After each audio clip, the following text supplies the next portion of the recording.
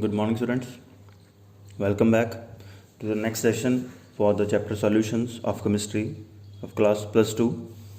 Hope you all are doing absolutely fine.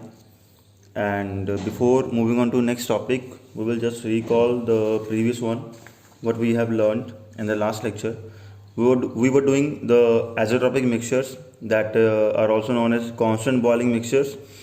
And as we know that azeotropes are the mixtures of liquids which boil at constant temperature like a pure liquid without undergoing any change in the composition, right? And we have also learned that azeotropic mixtures are of two types. First one is maximum boiling azeotropes, second one is minimum boiling azeotropes, right? And the non-ideal solutions which are having negative deviation from Raoult's law, they always form maximum boiling azeotropes. For example, HCl and water, we have the example for maximum boiling azeotrope, a mixture of HCl, that is hydrochloric acid, and water, that is the 20.3% aqueous solution of HCl, right? And they form maximum boiling azeotropes. And the non-ideal solutions with having positive deviation from Raoult's law, they will form always minimum boiling azeotropes. For example, we have a aqueous solution of alcohol, that is we can say 95.57% mass by mass or weight by weight solution of ethanol in water forms minimum boiling azeotropes, right? Now in this session we will do some numerical problems related to the Raoult's law or based on the Raoult's law. And the first one is as you are given here, that the vapor pressure of a pure liquids A and B. We have two pure liquids A and B whose vapor pressures are 450 mm of Hg and 700 mm of Hg, mercury, right? At 350 Kelvin temperature is given, and these are of pure liquids, that is Pa0, this is Pb0, right? And find out the composition of liquid mixture if total vapor pressure is 600 millimeter of Hg. अगर total pressure बेटा उसका वो बोल रहा है कि 600 mm of Hg होगा, तो हमें लिक्विड मिक्सचर की कंपोजिशन फाइंड करनी है, मतलब उन दोनों की मोल फ्रैक्शन फाइंड करनी है कि उसकी कितनी होगी, उसकी कितनी होगी, ठीक है? And also find the composition of vapour phase की कंपोजिशन भी फाइंड करनी है. ये एनसीईआरटी क्वेश्चन है, इंटेक्स प्रॉब्लम है और one of the most important question from Raoult's law, ठीक है? इसका सॉल्यूशन हम कैसे स्टार्ट करेंगे और how to solve it, I will tell you now. As we know that total vapor pressure is always equal to Pa plus Pb, right? पता है हमें total vapor pressure of solution or a mixture is always equal to sum of the individual vapor pressures of the components. Or we can also write it like this: Pa0 Xa plus Pb0 Xb, right? Because Pa is equal to Pa0 Xa, Pb is equal to Pb0 Xb. Now, putting the values given in this equation, what we will obtain? We have given, we have provided with the values Pa0 पता है हमें, Pb0 also we are given here, and total pressure is also कितना है वो 600 mm यहाँ दिया हुआ है of Hg, and Pa0 is 450 mm of Hg, this is 700 mm of Hg. So Xa and Xb we don't know, but we can write this term in terms of Xb only or Xa only. Why? Because we know that, as we know that Xa plus Xb is always equal to 1.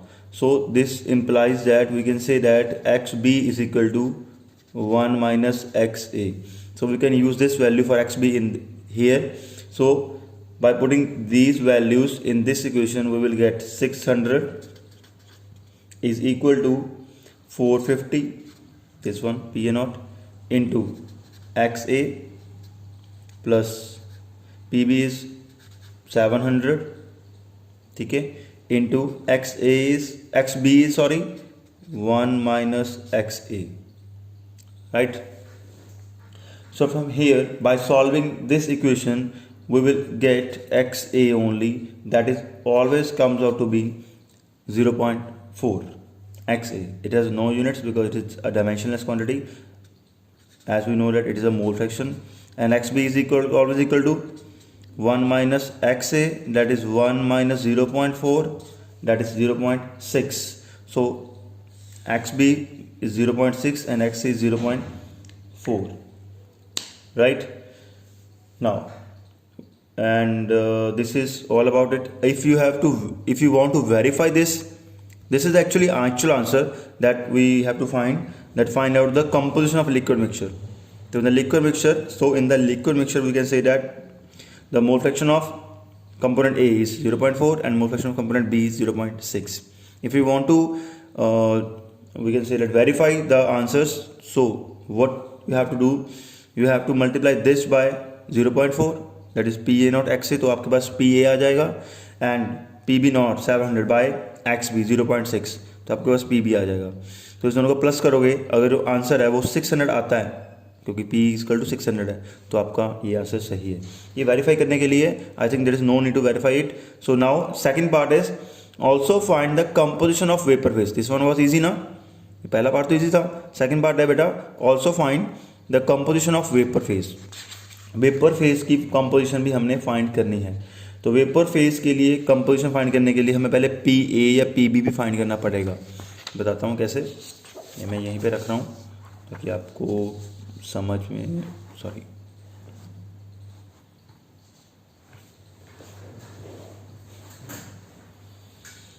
As we know that composition of vapour phase का formula हमारे पास होता है PA is equal to YA into P, right, and we have to find YA that is equal to PA upon P. P तो हमें पता है कितना है, 600.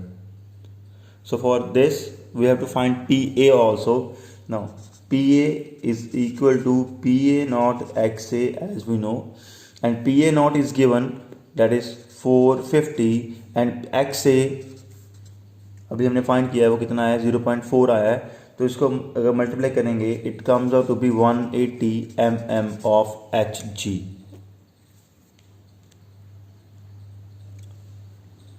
Right? So put the values of PA here, and we will get, we will obtain the answer as 0.3. So YA comes out to be 0.3. Similarly we can calculate YB, that is equal to 1 minus YA, because YA and YB are the composition of the components in the vapor phase only, and 1 minus 0.3, that is equal to 0.7. So this is also the required answer for the given equation or question. ठीक है. So easy है बेटा question बहुत सारे, बस just you have to remember the formulas and how to apply them. It will मतलब ये आपको समझ में आएगा अगर आप ज़्यादा प्रैक्टिस करोगे. तो प्लीज़ न्यूमेरिकल्स कर लेना, क्योंकि फर्स्ट 3 और 4 चैप्टर्स ही हैं जिसमें न्यूमेरिकल्स है जो पेपर्स में आएंगे. उसके बाद कोई भी चैप्टर नहीं है न्यूमेरिकल्स वाला. तो ये न्यूमेरिकल्स बहुत इंपॉर्टेंट है, कम है +2 में पर इंपॉर्टेंट भी बहुत है. Okay, so moving on to next numerical problem, we have this one, that is benzene and toluene form ideal solution over the entire range of composition. तो हमारे पास सब्सटेंसेस है, बेंजीन है, टोलुइन है, वो बोलता है कि वो आइडियल सोल्यूशन बनाते हैं over entire range of composition. कितने भी डाल लो, कितना मर्जी, मतलब वो एजोट्रॉप नहीं बनते. The vapour pressure of pure benzene and toluene are this, PA not PB not. में बेंजीन को सपोज करो हमने मान लिया A, टोलुइन को मान लिया B. तो PA नॉट और PB नॉट दिया हुआ है. PA not is 50.71, PB not is 32.6 mmHg. And calculate the mole fraction of benzene in vapour phase if 80 gram of benzene is mixed with 100 gram of toluene. ये हमने दिया, एक question different आ गया. सिर्फ vapour phase में find करनी है, उनकी कंपोजिशन फाइंड नहीं करनी है. कंपोजिशन पहले दे दी उसने कि अगर हमें 80 ग्राम ऑफ बेंजीन हमने 100 ग्राम ऑफ टोलुइन में डाली हुई है तो हमने फाइंड करनी है वेपर फेज में बेंजीन की मोल फ्रैक्शन. ठीक है, अभी ज़्यादा कौन सा इसमें, टोलुइन. तो बेंजीन का क्या है, कम है, तो ज़्यादा वाला क्या लेंगे हम, सॉल्वेंट. बेंजीन क्या लेंगे हम, सॉल्यूट. ठीक है, clear. So solution, how to find it. अगर हमने मोल फ्रैक्शन फाइंड करनी है तो सबसे पहले हमें इसके क्या फाइंड करने पड़ेंगे, नंबर ऑफ मोल्स फाइंड करने पड़ेंगे. तो number of moles of benzene, suppose we are considering it at as B, so NB, number of moles of benzene, क्योंकि इसको सॉल्यूट लेके चल रहे हैं हम suppose. And it comes out to be क्या आएगा, mass upon molar mass. Mass is given as 80. Benzene, the formula of benzene is C6H6, right? And its molecular mass comes out to be 78, and it's after divide it comes out to be 1.026 moles benzene. Okay, and similarly we will calculate number of moles of toluene, that is Na, and toluene, formula of toluene is C6H5CH3, right? Benzene का एक है हटा के इसके ऊपर CH3 लग जाएगा तो क्या बन जाएगा, methyl benzene, that is toluene. And इसका नंबर ऑफ मोल्स Na, ये भी क्या आएगा, WA upon Ma. WA is given as 100 and Ma comes out to be always 92, and this value comes out to be 1.087. So what we have now, we have the number of moles of B, that is benzene, and number of moles of A, that is toluene. So we can easily calculate the mole fraction of benzene from here only. Okay.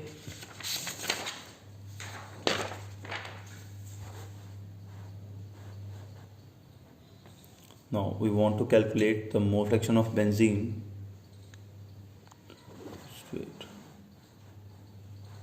Right. So the mole fraction of benzene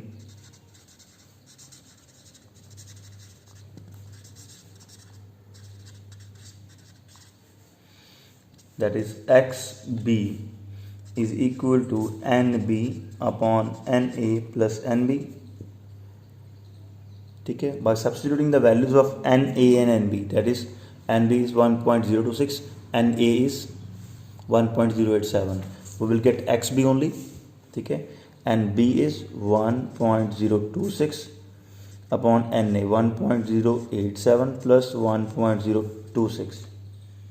By calculating these values we will get the mole fraction of benzene as 0.486.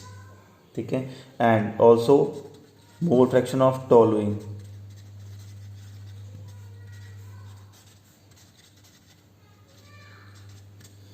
that is XA, that comes out to be 1 minus 0.486, that is always equal to 0.514. So these are the two values that we need to calculate the mole fraction of benzene in vapor phase. Okay, as we know that for the vapor phase we have the formula for benzene, Pb is equal to Yb into P, right? ठीक है, we know for vapor phase. This is for, now we have to find the Yb only, and Pb we also have to find. For this Yb we also have to find total pressure and Pa, right? But Pa is given, we are already provided given with the Pa, I think. Pb. Yb find करने के लिए बेटा हमें पहले Pb find करना पड़ेगा और P find करना पड़ेगा. ठीक है, and Pb is equal to, as we know that, इसको मान लो first equation, Pb is equal to Pb naught into XB, and Pb naught is already given in the question that I'll show you, that Pb benzene का vapour pressure 50.71 है. ठीक है, तो 50.71 into benzene की mole fraction कितनी आई है, 0.486. You can take it as 0.49 also or 0.5. Approximately you can calculate it to 24.65 comes out to be the vapor pressure of benzene in the mixture. ठीक है, and P is equal to what, Pa plus Pb, that is Pa naught XA plus Pb naught XB. ये हमने find कर लिया, कितना है 24.65. Similarly find कर लेंगे Pa naught XA, and Pa naught is, that is given in the question, that was 32.60. XA is 0.514 plus Pb, इसको मान लो second, plus Pb nought XB हमारे पास कितना आया 24.65. तो इसको अगर हम कैलकुलेट करेंगे then we will get 41.13 mm of Hg. इसको मान लो third, using second and third in the first equation, we will get using second and third in first, we will get what? YB, that is mole fraction of benzene in vapor phase only, and that comes out to be 24.65 upon 41.13. Sorry for the space problem, मैं यहीं पे कर रहा हूँ because space नहीं है, ये आपको समझ आ जाएगा सारा इकट्ठा, इसलिए थोड़ा नीचे लिख रहा हूँ प्लीज़, ठीक है। And we will get what 0.60, तो ऑब्वियसली टॉलरेंस की कितनी होगी 0.40, right. So this is your answer for this question. So बेटा इजी है, सिर्फ मोल फ्रैक्शन फाइंड करना है। वेपर फेज वाले करवाएं दोनों, तो वेपर फेज वाले ज़्यादा इंपॉर्टेंट है जो पेपर में आ सकते हैं। बाकी मैं आपको सॉल्व क्वेश्चंस की पिक भेज दूंगा PDF फाइल में, वो कर लेना प्रैक्टिस उनकी। And there are lots of theoretical based question also from this topic that we did previously, so please practice it, practice some of the numericals like this. I'll send you later on, and this is all about Raoult's law and the numerical problems related to it.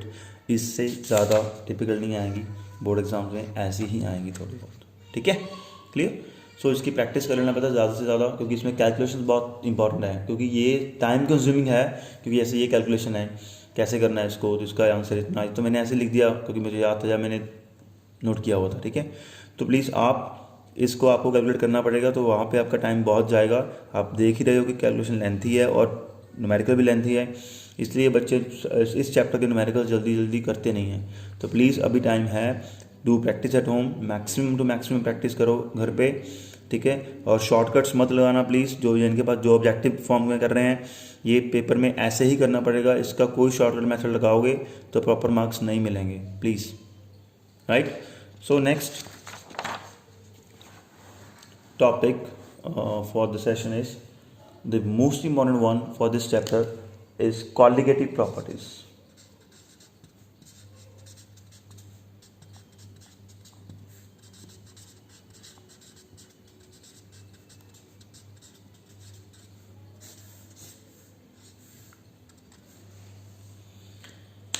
Colligative property.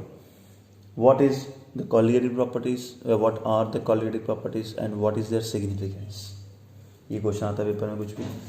तो the properties of solutions that depends only on the number of solute particles, number of, मैं solute की बात कर रहा हूँ बेटा, मैं solvent की बात नहीं कर रहा, मैं solution की बात नहीं कर रहा।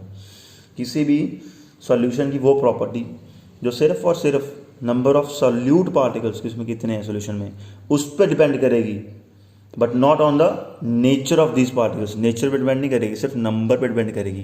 That property is known as colligative property, right.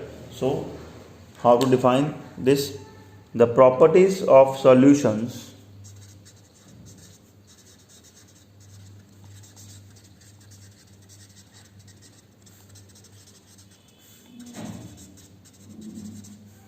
That depend only on the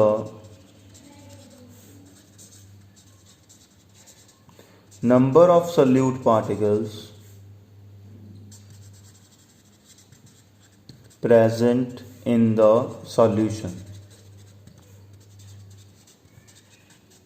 but not on the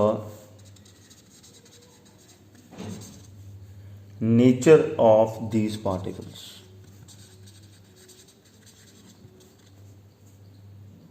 That are known as colligative properties, right?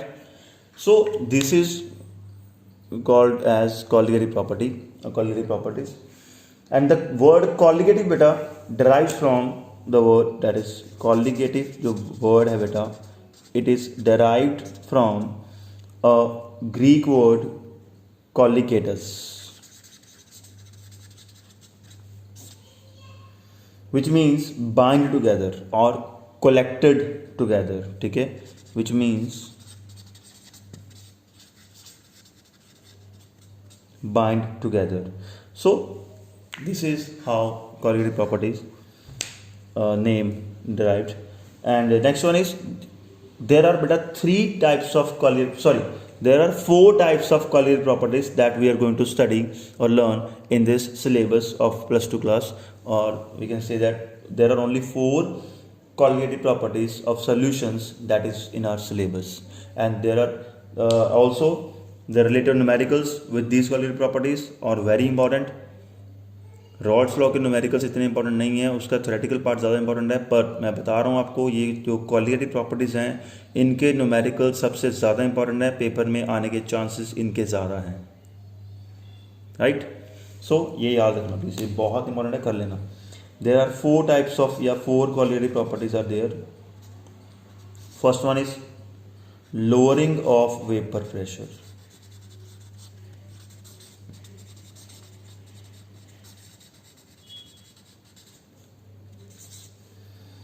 second one is elevation of boiling point,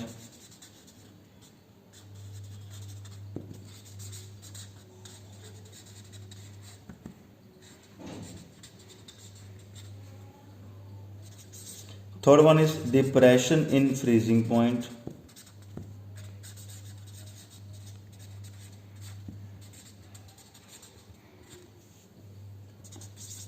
fourth one is osmotic pressure,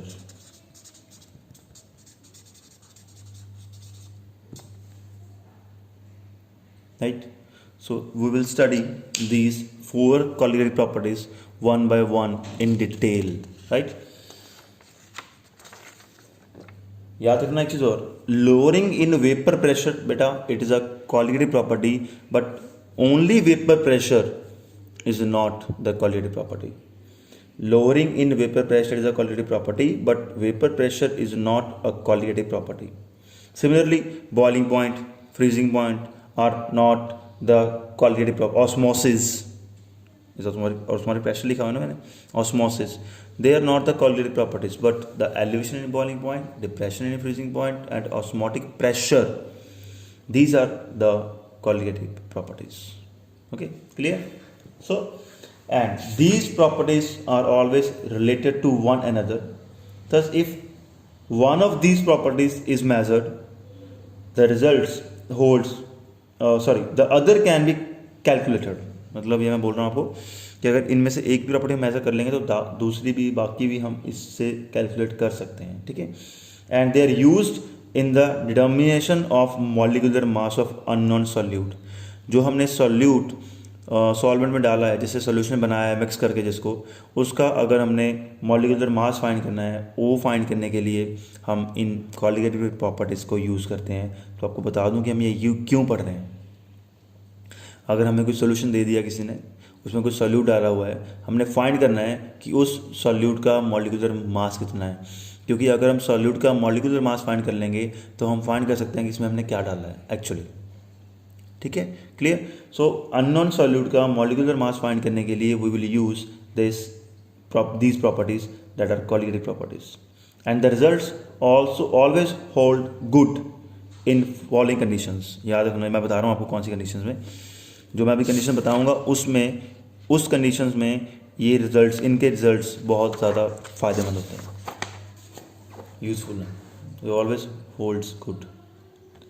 first one is if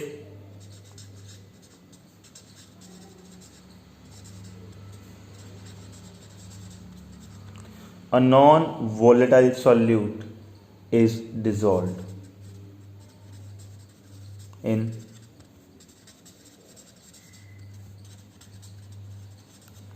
volatile solvent।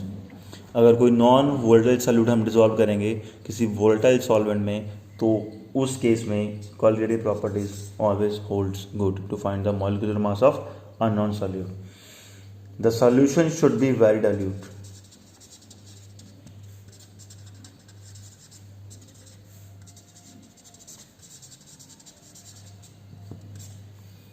मतलब अगर qualitative properties हम कहें कि हमें इन्हें use करना है molecular mass major करने के लिए, तो ये तभी इनके रिजल्ट सबसे बेटर आएंगे, गुड आएंगे, अगर ये थ्री कंडीशन सेटिस्फाई होंगी। First one is the solute must be non volatile, the solution should be very dilute, third the solute molecules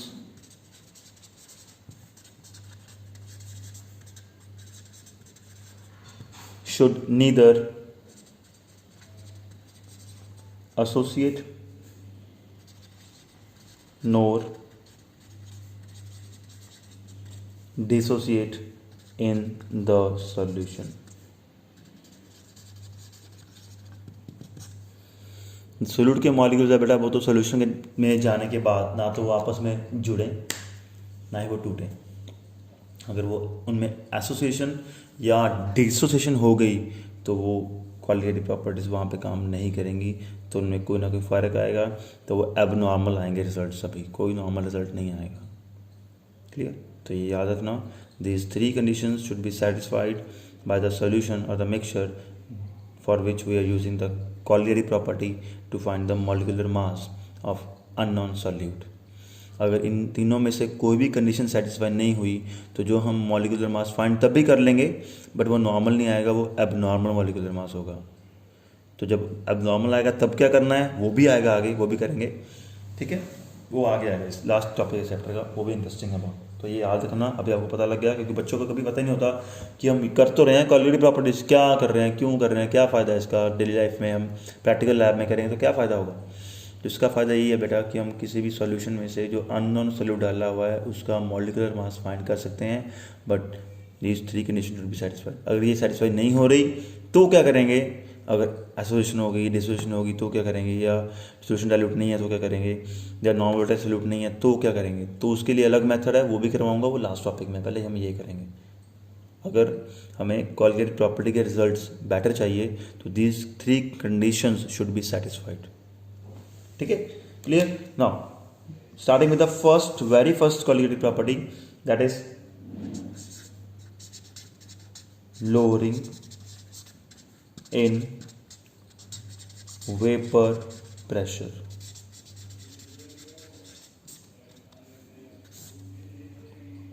right now हमने अभी हम जस्टिफाई करेंगे। Now we will justify with a relation that the lowering in vapor pressure is a colligative property। इस ये question बन के आता है कि justify the statement that the lowering in vapour pressure is a colligative property. तो justify कैसे करेंगे उसका आंसर भी बता रहा हूँ आपको मैं, सुनो। Suppose a non volatile solute, it is dissolved in solvent. Suppose हमारे पास सॉल्यूट है नॉन वोल्टाइल, उसे हमने सॉल्वेंट में डाल दिया, ये है हमारे पास नॉन वोलेटाइल, ये है हमारे पास वोलेटाइल। ठीक है, तो क्या होगा, जो सॉल्वेंट होगा उसका वेपर प्रेशर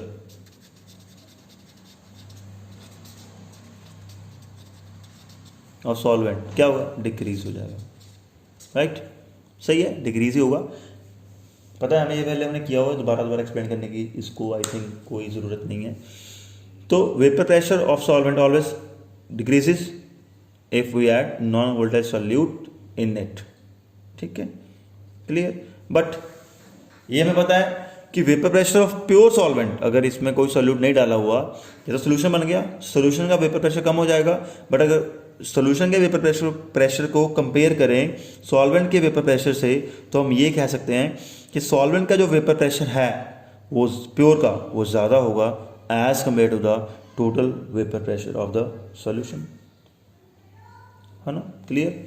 सो अगर हमारे पास सपोज कर लो, let we can say that P nought हमारे पास है vapour pressure of pure solvent, इसका तो होगा ही नहीं, तो ए बी का तो पंगा ही नहीं लेना, अगर लेना है तो कर लो, वो भी कर सकते हैं, पर I think there is no need to write P A P B, because ये तो है, इसका तो वेपर प्रेशर नहीं होगा तो नॉर्मल टाइल है। ठीक है, suppose it is a vapour pressure of pure solvent, right, and suppose P is equal to the vapor pressure of solution, क्योंकि सोल्यूशन का कम हो गया, पहले क्या था उसका ज़्यादा था, तो डेल्टा P कितना चेंज हुआ, पहले प्योर का कितना था P नॉट, कितना कम हो गया P, कितना कम हुआ, पता कैसे रहो कितना कम हुआ, जितना था जितना रह गया P रह गया ना, P टोटल का है, तो पी नॉट माइनस पी, ज़्यादा से कम वाला माइनस कर दो तो क्या डेल्टा पी आ जाएगा। Delta P V can say that is, हम लेट कर लिया कि लोअरिंग इन वेपर प्रेशर है ये। क्लियर? तो ये आ गया हमारे पास, ये हमने लेट कर लिया था कुछ, ये हमें पता है। तो हमें प्रूव करना है कि डेल्टा पी जो है वो कोलिगेटिव प्रॉपर्टी है। अंडरस्टूड? समझ आ गया सारा क्या कर रहा है, क्या किया है हमने ना। According to Raoult's law, I am showing it to you also, just wait.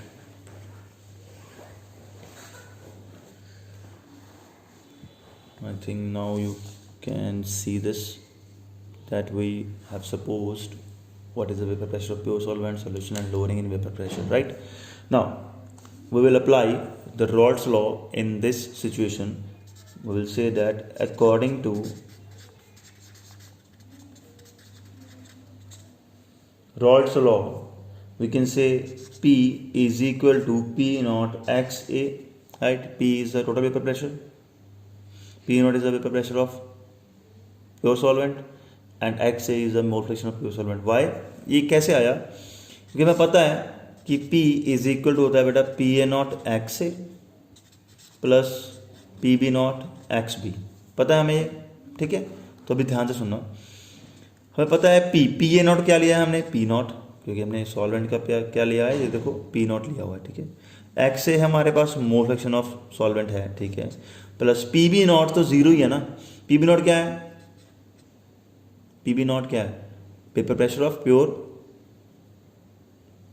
Solute. Solute का वेपर प्रेशर जीरो होगा क्योंकि वेपर प्रेशर सॉल्यूट क्या है, नॉन वोलेटाइल है, तो इसका वेपर प्रेशर जीरो होगा, वेपर्स ही नहीं बनेंगे, तो zero into X B, mole fraction तो होगी कोई ना कोई, but zero into something zero, so क्या आ जाएगा, P is equal to P nought sorry X A.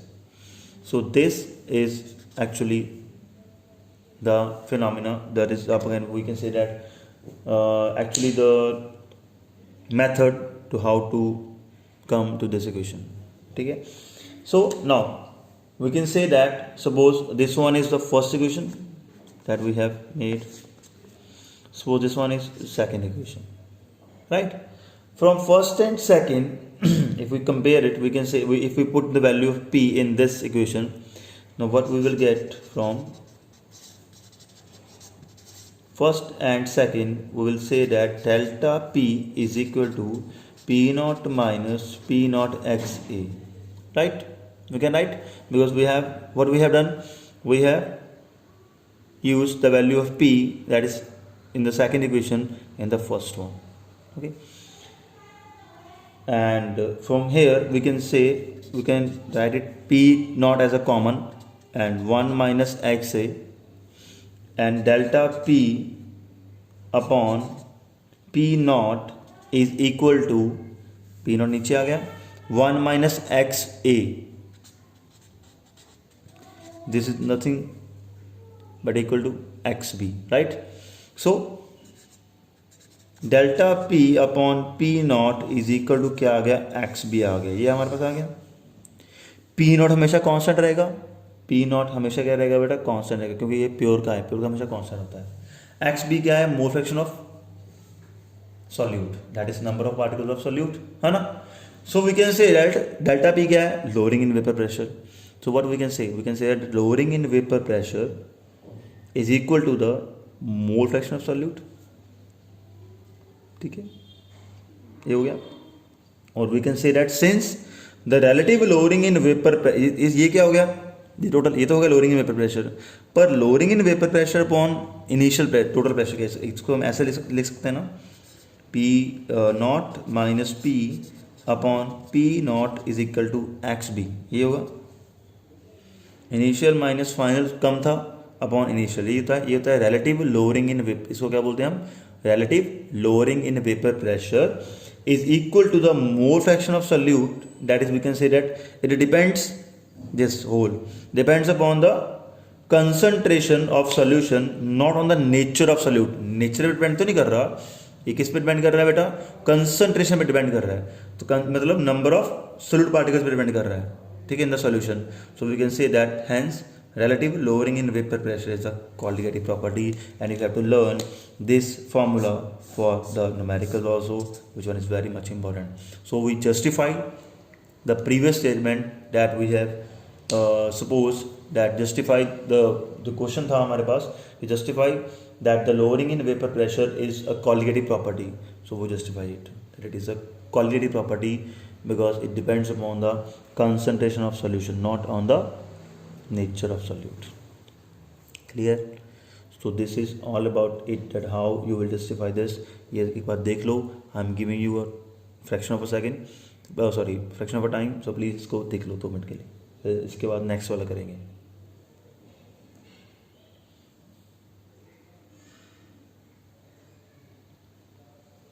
Right. So numericals के लिए एक और चीज़, न्यूमेरिकल्स के लिए हम इसे और कैसे मॉडिफाई कर सकते हैं. अगर हमने किया था ना कि हम कॉलिगेटिव प्रॉपर्टी यूज़ करते हैं to find the molecular mass of solute. इसमें से मॉलिक्यूलर मास कैसे फाइंड करेंगे, तो इसको हम कैसे लिख सकते हैं.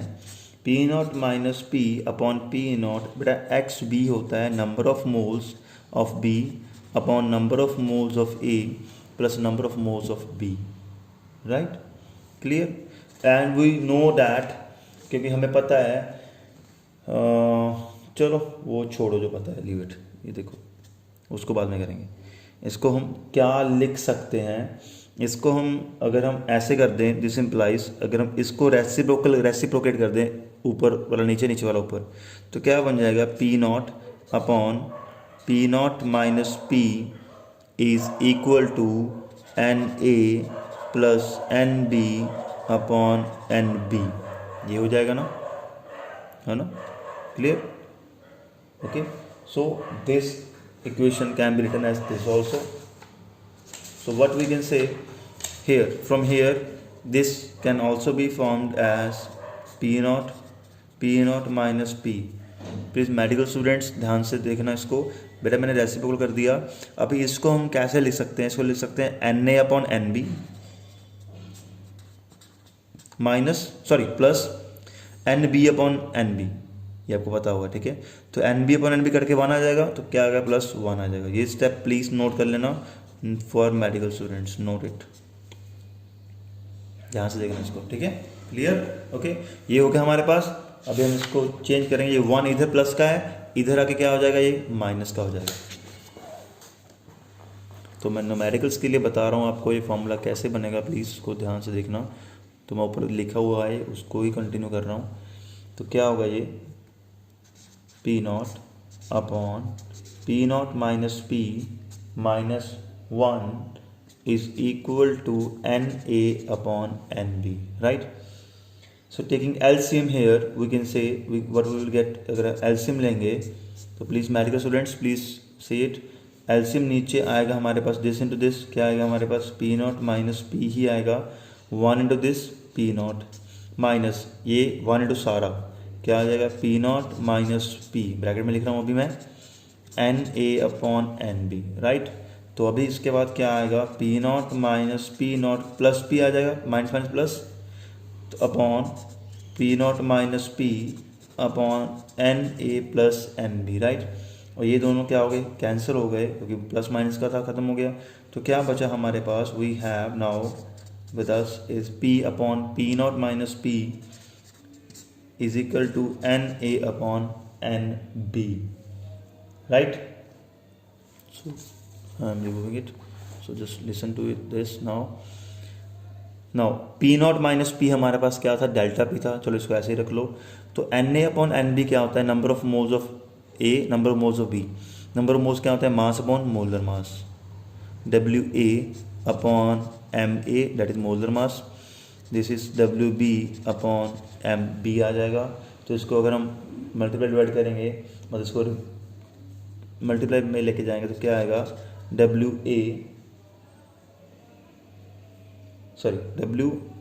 ऊपर ए ही है ना, ऊपर एन बी था, एन ए था. हाँ ठीक है बेटा. ये क्या आएगा, डब्ल्यू ए, ये एम बी नीचे है, ये ऊपर चला जाएगा, W A into M B upon W B. ये एम बी ऊपर था, नीचे रहेगा एम ए. तो P upon P not minus P लिख सकते हैं इसको. अगर इसको रिवर्स करना है, that is lowering in vapour pressure करना है, तो P not minus P upon P is equal to W B. ये भी रिवर्स हो जाएगा, ये ऊपर ये नीचे. ठीक है. W B into M A upon WA into MB. So this is the required expression for the numericals for relative lowering in vapor pressure. ठीक है, okay, and this is for the exact solutions. ठीक है, but अगर यही बात होती for very, ये तो हो गया न्यूमेरिकल के लिए हो गया ना, तो अगर यही बात होती बेटा फॉर वेरी डाइल्यूट सॉल्यूशंस, तो यहाँ से हम दोबारा उठाएंगे इसको. ये था ना हमारे पास, ये आया था, we can write, I am writing it here that alternatively, एक टॉपिक लिख रहा हूँ मैं, इसको हम अल्टरनेटिवली कर सकते हैं. तो मैं आपको पहले करवाने वाला था, पर मैं आपको ये अलग से करवा रहा हूँ. अल्टरनेटिवली फॉर, ये सेम फार्मूला फॉर अलग दूसरे सॉल्यूशंस के लिए, फॉर वेरी डाइल्यूट सॉल्यूशंस. जैसे कि हमें पता है, यहाँ से शुरू करेंगे कि यहाँ से ये दोबारा उठाएंगे. ठीक है, तो क्या आएगा हमारे पास, P not minus P upon P not is equal to X B होता है, हमें पता है, और X B is equal to N B upon N A plus N B होगा. एंड हमें पता है कि सॉल्यूशन बहुत ज़्यादा डाइल्यूट है, तो इसका मतलब उसमें सॉल्यूट की अमाउंट बहुत कम होगी पर सॉल्वेंट की अमाउंट बहुत ज़्यादा होगी. तो हम कह सकते हैं for very dilute solution Na is very very greater than Nb, so this implies that Na plus Nb can be taken as 1. ठीक है, सॉरी Na only. ठीक है, दोबारा लिख रहा हूँ. so this implies that Na plus Nb, ये x नहीं है बेटा, n है. ठीक है, can be taken as equal to Na only because Nb is very very less. So using this, in this we can get what we will get from this, that is P naught minus P upon P naught is equal to Nb upon Na only, right? And this comes out to be Nb कितना होता है हमारे पास, Wb. ये सारा solve करके हमारे पास Wb upon Mb, ये आ जाएगा Wa upon Ma, or we can say that P naught minus P upon P naught is always equal to WB into MA upon WA into MB. This is the required expression for very dilute solutions, and this one was, जो हमने पहले किया था, देखो दोनों में फ़र्क है बहुत. ये था फॉर नॉर्मल सॉल्यूशंस, डाइल्यूट अगर नहीं हम अप्लाई करें, वेरी डाइल्यूट नहीं है, डाइल्यूट है पर बहुत डाइल्यूट नहीं है. ठीक है, ये तो यहाँ पे P nought minus P upon P है, vapour pressure of pure solvent of solution नीचे, यहाँ पे प्योर सॉल्वेंट सोल्यूशन नीचे प्योर सॉल्वेंट ही है. बाकी ये तो फैक्टर सारा सेम है राइट हैंड साइड वाला, सिर्फ लेफ्ट हैंड साइड में फ़र्क है. ये बहुत नीचे वाला जो है बेटा वो वेरी डाइल्यूट सोल्यूशन के लिए है, ऊपर वाला नॉर्मल सोल्यूशन है डाइल्यूट सोल्यूशन के लिए, सिंपल. ठीक है, so this is the case for the, we can say that relative lowering in vapour pressure. और इसके रिलेटेड कुछ न्यूमेरिकल प्रॉब्लम्स हैं that we will do in the lecture tomorrow, that is कल वाले लेक्चर, नेक्स्ट लेक्चर में करेंगे बेटा. उसके लिए इसके न्यूमेरिकल प्रॉब्लम्स करेंगे, और नेक्स्ट जो 3 कॉलिगेटिव प्रॉपर्टी बच गई वो भी आगे हम करेंगे, डिटेल में करेंगे. तो प्लीज़ मैं आपको ये relative lowering in vapour pressure बहुत डिटेल में करा दिया, तो इसको प्लीज़ कर लेना, समझ लेना. ज़्यादा समझने वाली बात भी नहीं है, सिंपल है. बस अगर हम एक नॉन वोल्टाइल सॉल्यूट को किसी सॉल्वेंट में डालते हैं तो उसका क्या होता है, लोअरिंग इन वेपर प्रेशर होता है, तो कितना कम होता है वो हमने कैलकुलेट कर लिया थ्योरेटिकली, उसका रिलेशन बना लिया, उसको यूज़ करेंगे फॉर न्यूमेरिकल प्रॉब्लम्स और हो जाएगा. और मॉलिक्यूलर मास फाइंड करना पड़ेगा सॉल्यूट का, वो इजीली हो जाएगा. वेरी डाइल्यूट के लिए भी कर लिया और डाइल्यूट सॉल्यूशंस के लिए भी कर लिया, दोनों रिलेशन कर लिए, दोनों याद कर लेना. फॉर्मूलेस को रट्टे लगाने इंपॉर्टेंट है प्लीज. ठीक है, clear. So that's all for the day I think, and stay safe, stay healthy, and stay home please. So bye bye, take care beta.